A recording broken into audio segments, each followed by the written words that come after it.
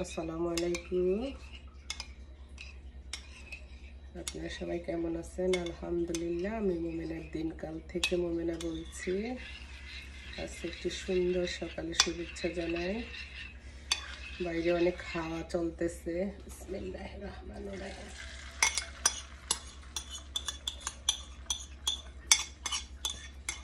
অনেকদিন পরে কিচেনে আরাম করে কাজ করতে পারতাছি। মেয়েদের কিচেনটাই তো সবচেয়ে আসল।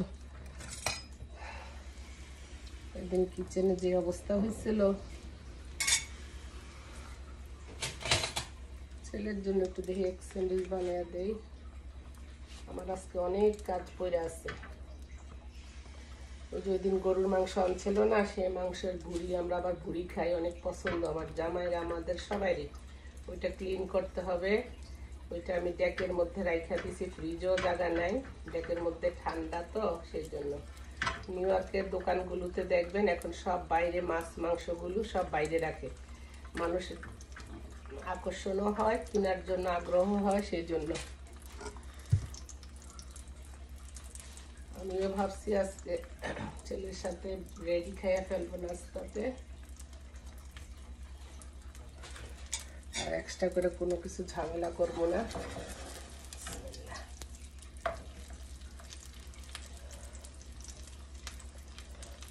ওখানে ডিম সুন্দর করে উল্টাইতে পারি না। এটা হলো আমার একটা, হওয়ার আগেই ডিমের মধ্যে ইয়ে করি। তারপরের দিন গাছ থেকে যে করলাগুলো আনছি ওগুলিও একটু ভাজি করবো। কাজ আছে আজকে অনেক, দেখা যাক কতটুকু কি করতে পারি।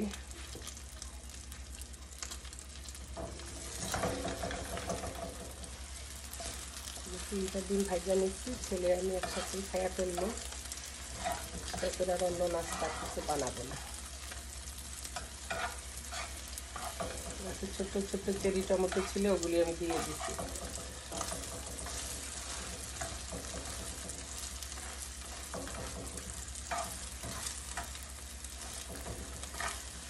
আমার সকালে আর কিছু নাস্তাতে মানে যাক বা না যাক, ডিমটা আমার ঘরে প্রতিদিনই 3-4টা করে এটা খাওয়া হয়। সেটা স্যান্ডউইচ বানায় হইলেও খাওয়া হোক বা রুটির সাথে, যেটার সাথে ডিমটা আমার অনেক চলে।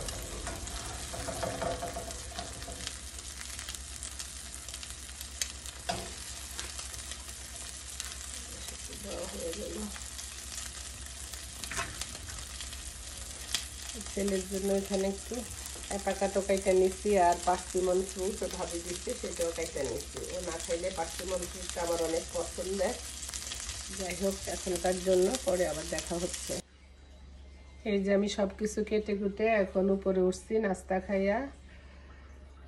এখন আজকে আমি রান্না করব করলা ভাজি করব একটু ইলিশ মাছের ডিম দিয়ে। আর আমার আম্মা যে করলা খাইতাম না তো, সেই জন্য বিভিন্নভাবে করলাটাকে রান্না করেন। করলাটা তো তিতা, সেই জন্য আম্মা একটু বিভিন্নভাবে করলাটা আমাদেরকে খাওয়ানোর জন্য বিভিন্নভাবে রান্না করতো। আজকে আমি ইলিশ মাছের ডিম দিয়ে করলা ভাজি করব। বিসমিল্লাহির রহমানির রহিম। এখানে আমি একটু রসুন কুচি, আপনার কি জানি পেঁয়াজ, কাঁচামরিচ আর জিরো ফোড়নে দিয়ে দিচ্ছি আমি।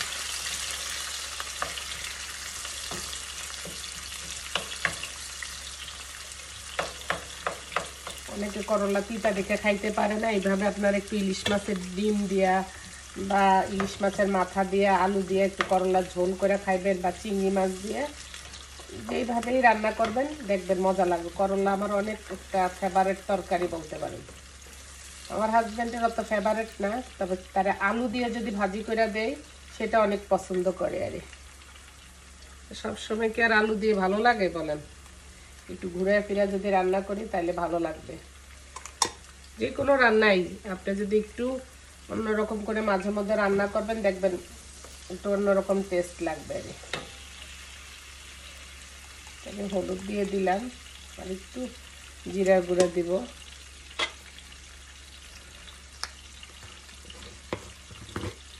ডিমটা অনেকদিন ফ্রিজে ছিল তো, সেই জন্য আমি একটু আদা রসুনের বাটা দেবো। আর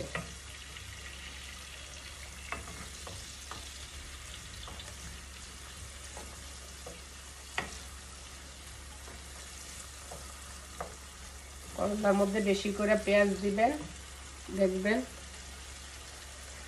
তিতা ভাবটা লাগবে না। যেখানে আমি ইলিশ মাছের ডিমগুলো রাইখা দিচ্ছি, এখন আমি দিয়ে দিব।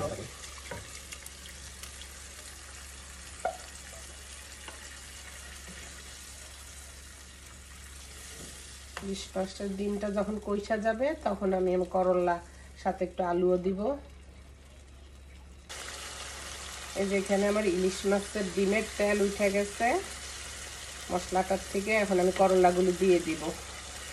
আপনি বলবেন যে করলাটা তো সাধারণ ভাবে আমরা সবাই করি, তারপরে যারা নতুন গৃহিণী বা নতুন ব্যাচেলার আছে, অনেক ভাইয়েরা তারা রান্না করতে পারে না, তারা একটু দেখা একটু শিখতে পারে। যে আবার অনেক সময় আমাদের যারা মহিলারা আছি না, একজনে ওই ভাবি এরকম রান্না করছে, ঠিক আছে আমি ওইভাবে একটু রান্না করি, ওইভাবে একটু খাই, আমাদের তখন মনে হয় আর দেখবেন।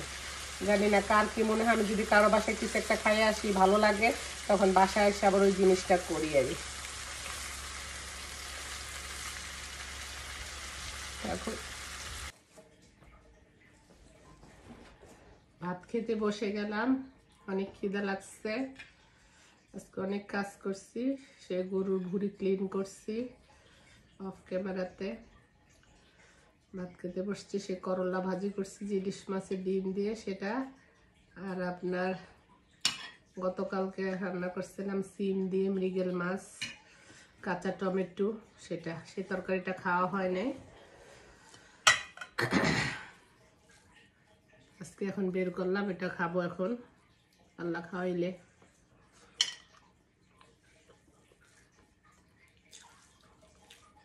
এত মজা হয়েছে বিশ্বাস করেন, করলা প্রতিটা কোনো কিছুই লাগতেছে না। আর মোটা মানুষের মুখের মধ্যে স্বাদ বেশি।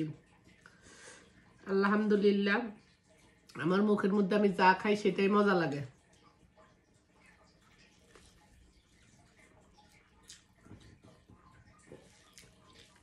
আপনার এইভাবে করলা রান্না কইরা, সরি ভাজি করে খাইয়েন। আমার রান্না করে ইলিশ মাছের মাথা বা ইলিশ মাছ দিয়ে পাঙ্গাস মাছ দিয়ে তৈলাক্ত মাছে বেশি মজা লাগে।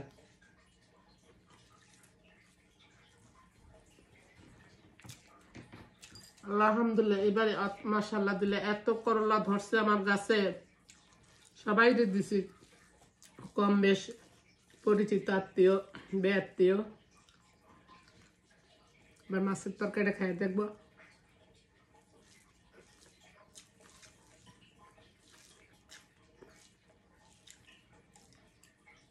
শীতকালের দিনে যে বাসি সিমের তরকারি, মূলার তরকারি, এগুলো অনেক মজা লাগে।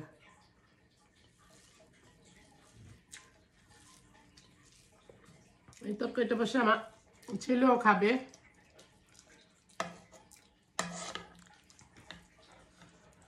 করলা খায় না, এই তরকারিটা খাবে। আমি লেজ নিচ্ছি, বসে বসে চাবাই খাই। আপনারা চলে আসেন আমাদের সাথে খাওয়ার জন্য। একা একা খাইতেছি, জামাই ওয়েট করলে অনেকক্ষণ লাগবো। অনেক কাজ করছি তো খিদা লাগছে, আর গোসল করলে না বেশি খিদা লাগে তাড়াতাড়ি। আমি জানি না কার কি।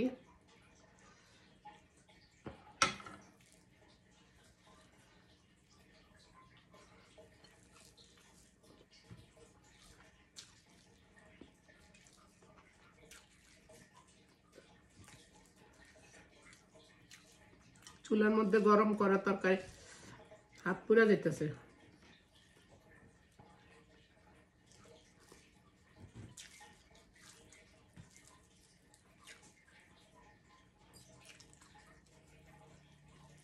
আমি লবণ ছাড়া ভাত খেতে পারি না।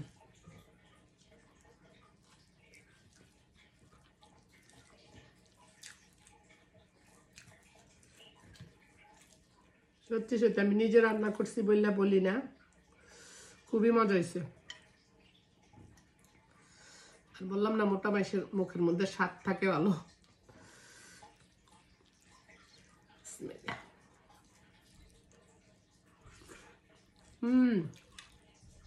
এত মজা হয়েছে এটা আরো।